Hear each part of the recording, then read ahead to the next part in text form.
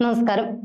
സർക്കാരിന്റെ നിയന്ത്രണത്തിലുള്ള വിവിധ പൊതുമേഖലാ സ്ഥാപനങ്ങളിലും സ്വയംഭരണ സ്ഥാപനങ്ങളിലും കലാമണ്ഡലം കൽപ്പിത സർവകലാശാലകളിലും 10 വർഷമായി ദിവസക്കൂലി അടിസ്ഥാനത്തിലും കരാർ അടിസ്ഥാനത്തിലും ജോലി ചെയ്യുന്നവരെ സ്ഥിരപ്പെടുത്താനുള്ള സർക്കാരിന്റെ തിരക്കിട്ട നീക്കം ഹൈക്കോടതി തടഞ്ഞു. താൽക്കാലിക നിയമനം ലഭിച്ചവരെ സെപ്റ്റംബർ 2025 ശേഷം സ്ഥിരപ്പെടുത്താൻ പാടില്ല എന്ന് ജസ്റ്റിസ് മുഹമ്മദ് നിയാസ് ഉത്തരവിട്ടു. ഒന്നാം പിണറായി സർക്കാർ അധികാരം ഒഴിയുന്നതിന് മുൻപ് തന്നെ 2021 നടത്തിയ താൽക്കാലിക ജീവനക്കാരുടെ സ്ഥിരപ്പെടുത്തൽ ചോദ്യം ചെയ്തുകൊണ്ട് സമർപ്പിച്ച റിട്ട് ഹർജിയിൽ സർക്കാർ അനുവദിച്ചിട്ടുള്ള തസ്തികകളിൽ നിയമിച്ച താൽക്കാലിക ജീവനക്കാരെ മാത്രം സ്ഥിരപ്പെടുത്തുവാനും മേലിൽ ആരെയും സ്ഥിരപ്പെടുത്താൻ പാടില്ല എന്നും ഉത്തരവിട്ടിരുന്നു. പ്രസ്തുത ഉത്തരവ് നിലനിൽക്കെ വീണ്ടും താൽക്കാലിക ജീവനക്കാരെ സ്ഥിരപ്പെടുത്തുവാൻ സർക്കാർ നടത്തുന്ന നീക്കം കോടതി അലക്ഷ്യമാണ് എന്ന് ചൂണ്ടിക്കാട്ടി നൽകിയ ഹർജിയിലാണ് കോടതിയുടെ ഉത്തരവ്. ഇക്കാര്യത്തിൽ ചീഫ് സെക്രട്ടറിയോട് സത്യവാങ്മൂലം നൽകാൻ കോടതി 2 ആഴ്ച മുൻപ് തന്നെ ആവശ്യപ്പെട്ടു. ഹർജിക്കാർക്ക് വേണ്ടി അഡ്വക്കേറ്റ് നവനീത് കൃഷ്ണൻ ഹാജരായി. സർക്കാർ അർദ്ധ സർക്കാർ സ്ഥാപനങ്ങളിലേക്കാണ് നിയമന നീക്കം നടന്നത്.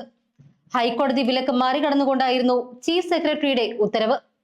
സംസ്ഥാനത്തെ ഗ്രാമപഞ്ചായത്തുകളിലും നഗരസഭകളിലും സാംസ്കാരിക നിലയങ്ങളിലും പഞ്ചായത്ത് ലൈബ്രറികളിലും ശിശുമന്ദിരങ്ങളിലും നഴ്സറി സ്കൂളുകളിലും ഓണറേറിയം ദിവസവേതന അടിസ്ഥാനത്തിൽ നിയമനം ലഭിച്ചവരെയാണ് സ്ഥിരപ്പെടുത്തുന്നതിന് സർക്കാർ തീരുമാനിച്ചത്.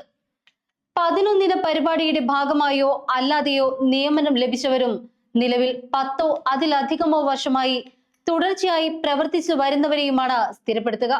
ലൈബ്രറിയൻ, നഴ്സറി ടീച്ചർ, ആയ എന്നീ വിഭാഗങ്ങളിൽപ്പെട്ടവരെ പാർട്ട് ടൈം കണ്ടിൻജന്റ് ജീവനക്കാരായി സ്ഥിരപ്പെടുത്തുന്നതിനും തീരുമാനിച്ചു.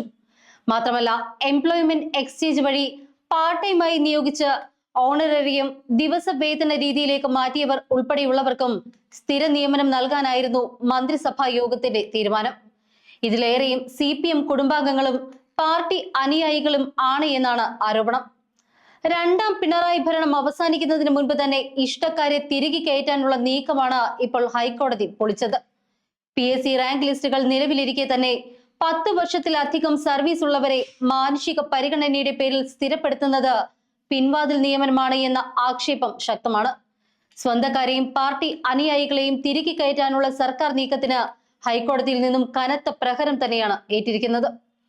PSC റാങ്ക് ലിസ്റ്റുകൾ നോക്കുകുത്തിയാക്കി വിവിധ പൊതുമേഖലാ സ്ഥാപനങ്ങളിലും കലാമണ്ഡലത്തിലും താൽക്കാലികക്കാരെ സ്ഥിരപ്പെടുത്താനുള്ള തിരക്കിട്ട നീക്കമാണ് ജസ്റ്റിസ് മുഹമ്മദ് നിയാസ് തടഞ്ഞത്.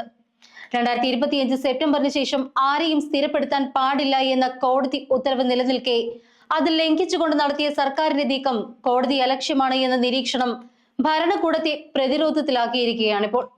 2ാം പിണറായി സർക്കാരിന്റെ കാലാവധി അവസാനിക്കുന്നതിന് മുൻപ് പരമാവധി സ്വന്തക്കാരെ നിയമിക്കാനുള്ള സർക്കാരിന്റെ ശ്രമം കോടതി തടയുകയാണ് ഇതിലൂടെ ചെയ്തിരിക്കുന്നത്.